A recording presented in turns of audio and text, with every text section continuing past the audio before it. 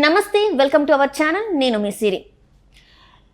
తాడేపల్లి ప్యాలెస్లో ఇంతవరకు జగన్కి ఎదురు తిరిగిన వాళ్ళు లేరు. జగన్ ఏది చెప్తే అదే అనే రీతిలో ఇంతవరకు అయితే కొనసాగింది. కానీ ఇప్పుడు మాత్రం తిరుగుబాటు మొదలైందనే చర్చ వేదిక మీదకి వచ్చింది. అసలు ఎవరు తిరుగుబాటు పడ్డారు, ఏం జరిగింది తాడేపల్లి ప్యాలెస్లో అనేది చర్చించడానికి మనతో పాటు ఉన్నారు సీనియర్ జర్నలిస్ట్ జగదేవ్ గారు. నమస్కారం సార్. నమస్తే అమ్మ. సార్, ఇప్పటి వరకు అయితే మనం వినలేని ఒక న్యూస్ ఏంటంటే తాడేపల్లి ప్యాలెస్లో జగన్కి అంటే ఏపీ ముఖ్యమంత్రి జగన్ మీద తిరుగుబాటు చర్యలు అయితే జరుగుతున్నాయి అని. ఇంతవరకు చూసినట్టయితే ఎక్కడ కూడా జగన్ చెప్తే ఇంకా అంటే ఏపీ సీఎం జగన్ చెప్తే అది వాళ్ళు తూచ తప్పకుండా పాటించాలి, స్థాన చలనాలు చేసినా కూడా అది అయిపోవాలి అన్న రీతి నుంచి వెళ్ళి తిరుగుబాటు పర్వం స్టార్ట్ అయ్యింది. అసలు ఎవరు తిరుగుబాటు చేశారు ఏంటి సార్? అంటే ఇప్పుడు తిరుగుబాటు ఎప్పటి నుంచో ఉంది, ఇది లోపల. కానీ ఎవరికైనా ఒక లిమిట్ ఉంటుంది కదండి. ఆ పరిధి దాటి ప్రవర్తిస్తే ఎవరైనా కూడా డిసప్పాయింట్ అవుతారు, వెక్స్ అయిపోతారు. సో అది గత 2-3 నెలలుగా చూస్తున్నాం. ఎలా అంటే మాజీ ముఖ్యమంత్రి చంద్రబాబు నాయుడు గారు అరెస్ట్ అయిన తరువాత బాగా సమీకరణలన్నీ మారిపోయాయి, చాలా వరకు చేంజెస్ అయ్యాయి. అంటే నా సర్కిల్లో కొంతమంది జడ్పీటీసీలు కానీ సర్పంచ్లు కానీ, మా ఫ్రెండు వాళ్ళ ఒక బాబాయ్ ఎమ్మెల్యే, వైసీపీ ఎమ్మెల్యేగా కూడా ఉన్నారు. వాళ్ళు ఎప్పటికప్పుడు మనం ఊరు వెళ్ళినప్పుడు కలుసుకోవడం కానీ సన్నిహితంగా మాట్లాడడం గట్రా జరుగుతుంటుంది. అలా జరిగినప్పుడు వాళ్ళు ఎప్పుడు కూడా ఫ్రెండ్స్గా సర్కిల్ అయినప్పుడు ఏమవుతుందంటే అన్ని రకాలుగా మాట్లాడుకుంటే, ఎలాగో రాజకీయాల గురించి కూడా మాట్లాడుకుంటూ, సినిమాలు, రాజకీయాలు, క్రికెట్ మాట్లాడడం, రాజకీయాలుగా మొదటి 2-3 సంవత్సరాలు అలా ఉండేది కాదు. బట్ లాస్ట్ 1 year 1.5 year నుంచి కూడా ఆ పర్టికులర్ పార్టీకి చెందిన వ్యక్తులు కూడా మెల్లమెల్లగా ఓపెన్ అవుతున్నారు. ఎట్లా అంటే ఒక ఆయన అయితే ఇలాగే అన్నాడు, అనవసరంగా చంద్రబాబును అరెస్ట్ చేశారా మా వాళ్ళు, ఆ పార్టీ శ్రేణులు వాళ్ళు. ఇంకొంతమంది ఆయనకి వెళ్ళకుండా ఉండాల్సింది, ఎందుకంటే మన పథకాలతో వెళ్ళే వాళ్ళం కదా జనాల్లోకి, ఇప్పుడు ఆయన ఎందుకు వెళ్ళారు, దానివల్ల టీడీపీ ఒక్కసారిగా గ్రాఫ్ పెరిగిపోయింది. ఇలాగ రకరకాలుగా మాట్లాడుకుంటుంటాం. అంటే ఫ్రెండ్స్గా ఉన్నప్పుడే ఓపెన్గా మాట్లాడుతుంటాం కదా. సో అంటే చాలామంది వరకు కూడా ఉంది లోపల అంతర్లీనంగా ఫీలింగ్ ఉంది, జగన్మోహన్ రెడ్డి గారు మీట నొక్కితే అదే పని అయిపోతుంది, మరి మా వరకు ఛాన్స్ ఇవ్వట్లేదు. అంటే ఏదైనా ఎలా ఉంటుందంటమ్మా, ఒక ప్రాసెస్ ఉంటుంది, దానికి ఒక ప్రోటోకాల్ ఉంటుంది. ముఖ్యమంత్రి డైరెక్ట్గా వెళ్ళి గ్రౌండ్ లెవెల్కి వెళ్ళి పనిచేసేదిగా. ముఖ్యమంత్రి మంత్రులకు చెప్తారు, మంత్రులు వెళ్ళి అధికారులకు చెప్తారు, అధికారులు కింద స్థాయిలో చెప్తారు, లేదా ఆ నియోజకవర్గం ఎమ్మెల్యేతో మాట్లాడాలి, లేదంటే అక్కడ ఎమ్మెల్యే కాస్త సర్పంచ్లతో మీటింగ్ పెట్టుకొని మాట్లాడాలి, నిధులు రిలీజ్ చేయాలి. ఎవరెవరి ద్వారా పని చేయాలో వాళ్ళ ద్వారా పని చేయిస్తేనే ఆయా స్థాయిని బట్టి, ఆయా శాఖలు బట్టి, అక్కడ ఉండే పరిస్థితులు బట్టి వాళ్ళు పని చేయిస్తుంటారు. పనికి పథకం, ఆహార పథకం కింద లేదా పనికి లబ్ధి కింద ఎంతో కొంత వాళ్ళకి మనీ ముట్ట చెప్తారు. కాబట్టి అన్ని శ్రేణులు, అన్ని వర్గాల వారు బతుకుతారు. అలా కాకుండా ఈయన కనుసన్నలో జరగాలి, ఈయనే జరగాలి అని అనుకుంటే అది చాలామంది డిసప్పాయింట్ అవుతారు. సో అలాగే డిసప్పాయింట్ అయిన వాళ్ళు చాలామంది ఒక్కొక్కరుగా, కొంతమంది చూశారు సరే మారుతారో లేదంటే అవకాశం వస్తుంది అనుకున్న వాళ్ళు, ఈవెన్ మంత్రిగా ఉన్న వాళ్ళకే వాల్యూ లేనప్పుడు సామాన్యంగా ఉండే ఎమ్మెల్సీలకి ఇంకేం ఉంటుంది, రైట్? లేదు. లేనప్పుడు ఏం చేశారంటే చూశారు ఇంక ఎలక్షన్స్ దగ్గర అవుతున్నాయి, ఎట్లాగూ వ్యతిరేకత బీభత్సంగా పెరుగుతోంది, చంద్రబాబు గారు అరెస్ట్ తర్వాత సమీకరణలు పూర్తిగా మారిపోయాయి.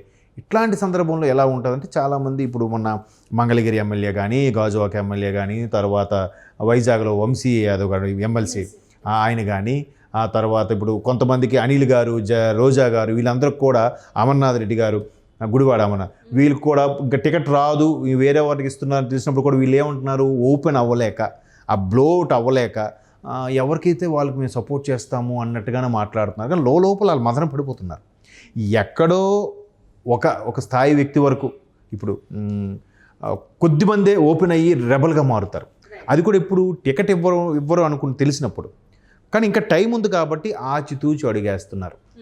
ఎప్పుడైతే సంక్రాంతి అయిపోతుందో, సంక్రాంతి తర్వాత ఖచ్చితంగా ఇంకాస్త జనాలు బయటకు వచ్చే అవకాశం కూడా మనకు కనిపిస్తుంది. అంటే మనం రీసెంట్గా చూసినట్టయితే ద్వారకనాథ్ రెడ్డి కూడా బయటకు వచ్చారు. అంటే మన ఎవరైతే జగన్కి అత్యంత సన్నిహితులో వాళ్ళ స్వయన బావమరిది అనమాట, బయటకు వచ్చి కూడా తను చేయడం జరిగింది.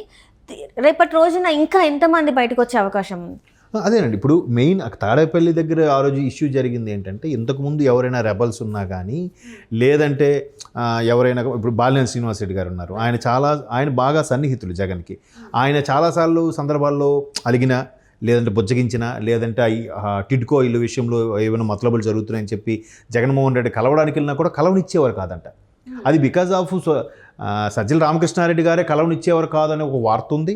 మరోవైపు జగన్మోహన్ రెడ్డి గారే మంత్రులతో కానీ తన పార్టీ ఎమ్మెల్యేలతో కానీ మాట్లాడడానికి సుముఖంగా లేరు అన్నట్టు కూడా కొన్ని వార్తలు ఉన్నాయి. ఇందులో వాస్తవం ఏదో తెలియదు కానీ మొత్తానికి ముఖ్యమంత్రి జగన్మోహన్ రెడ్డి గారు మాత్రం పార్టీ కార్యకర్తలకి, ఎమ్మెల్యే అభ్యర్థులకు కూడా కొంచెం దూరంగానే ఉంటున్నారు, ఎందుకో తెలియదు. సో ఇవన్నీ మనసులో పెట్టుకొని చాలామంది ఏమవుతున్నాడు, వెక్స్ అయిపోయి సరే ఓపెన్ అవుతుంటారు. కానీ రీసెంట్గా కాపు రామచంద్రారెడ్డి గారు మాత్రం ఆర్గ్యూ చేశారంట తాడేపల్లి క్యాంప్ ఆఫీసర్కి వెళ్ళినప్పుడు. ఆయనకి 1 రోజు 2 రోజులు చూశాడు, ఆయన వెయిట్ చేశాడు. అప్పటికి అవకాశం ఇవ్వపోయేసరికి ఒక్కసారిగా రెబల్గా, అంతే కదా. ఇప్పుడు ఏదో కథ ఉందిలేండి, పిల్లి సాధుజీవి, పిల్లిని కూడా గదితో తలుపేసి కొట్టాలని చూస్తే మన కళ్ళు పీకుతుందంట.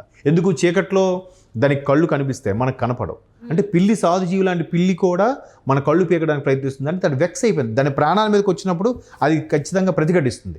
ఇక్కడ కూడా వాళ్ళకి ఇంకా ఎమ్మెల్యేగా ఉండి, ప్రజాప్రతినిధిగా ఉండి, తన వెనక సుమారుగా 1,00,000 మందికి పైగా ఓట్లు వేసి గెలిపించిన మనిషి ఉన్నప్పుడు, అంత ప్రజాదరణ ఉన్న వ్యక్తికి మనం ఏం ఇంపార్టెన్స్ ఇవ్వకపోతే వాళ్ళకి ఎంత బాధ అనిపిస్తుంది.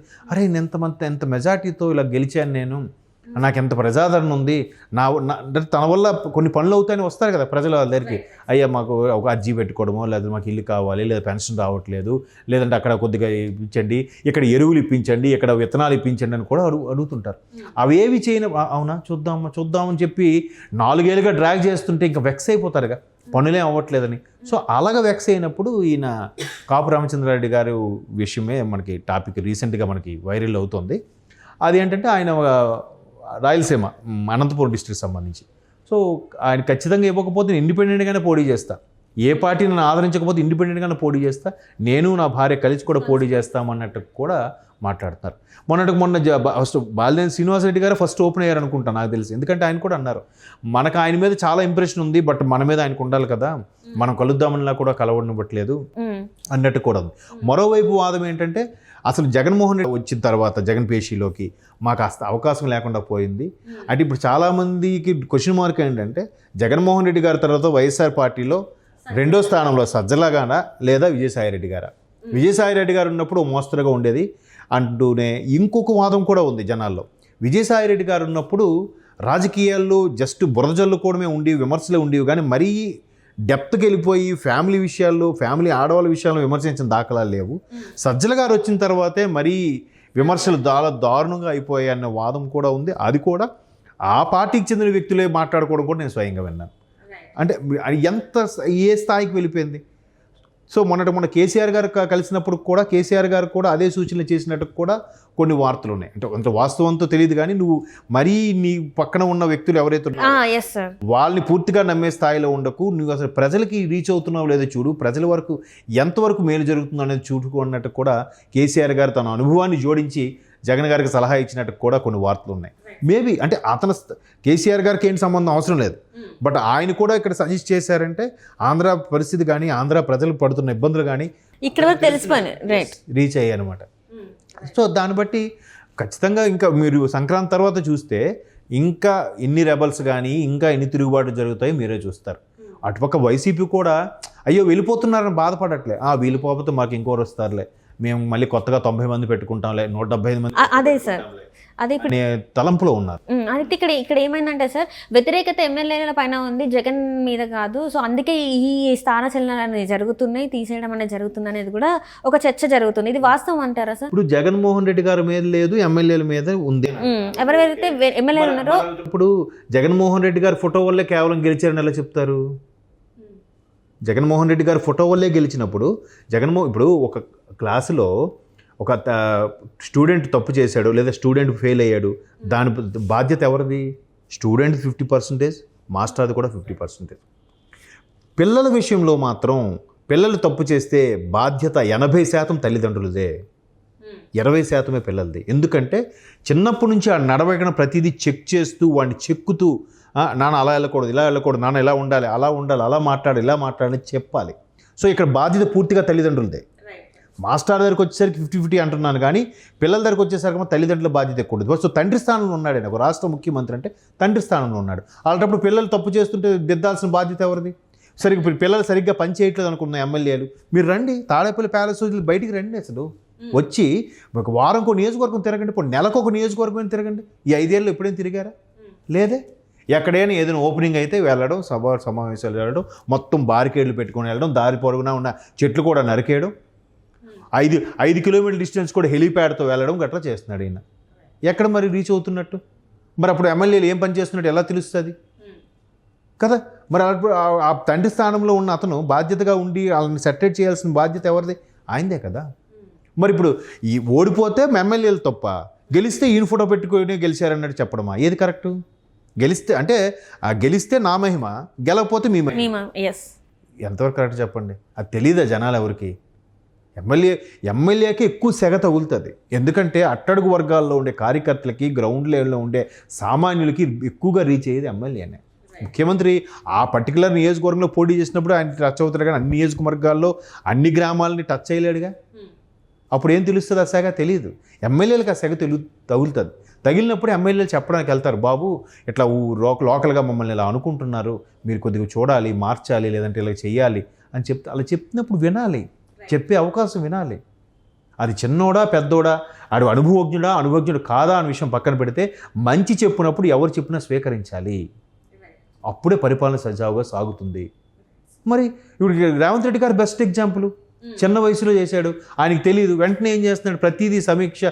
మొన్న డిఎస్పీ నల్లి గారి విషయం తనే స్వయంగా తనే ముందు పోలీసులు సమీక్ష నిర్వహించి ఆమెను మళ్ళీ తీసుకోవడం అవకాశం ఉందా, తీసుకోవచ్చా, తీసుకుంటే ఆవిడ మళ్ళీ విధులు నిర్వహించగలదా, ఏ శాఖలో పెడదాం, ఏ వింగ్లో పెడదాం, లేదంటే ఆఫీస్ సైడ్ షిఫ్ట్ చేద్దామా, ఇన్ని అడిగాడంట ఆయన ప్రశ్నలు. ఎవరైనా అలా అడుగుతారా? అవునా చూద్దాంలే, అయిపోయింది కదా. లేదంటే ఏదో చేయండి అయ్యా అంటే ఒక మాటలో అయిపోయింది కదా. ఎంత చెప్పాల్సిన అవసరం ఏముంది? అది కదా మరి బాధ్యత గల తండ్రి స్థానంలో ఉన్న వ్యక్తి అంటే. మరి అలా లేనప్పుడు అన్నిటికీ ఎలా తల ఊపేసి ఆ ప్యాలెస్ నుంచి బయటికి రాకపోతే ఏం తెలుస్తుందమ్మా? అది. సో ఇప్పుడు దీన్ని బట్టి అర్థమవుతుంది కదా తప్పు ఎవరి వైపు ఉందనేది. యథారాజా తథా ప్రజ. ఆ సామెత ఊరికే పుట్టిందా? రాజు ఎలా అంటే ప్రజలు అలాగే ఉంటారు. Right sir. Thank you so much sir. Thank you అమ్మా.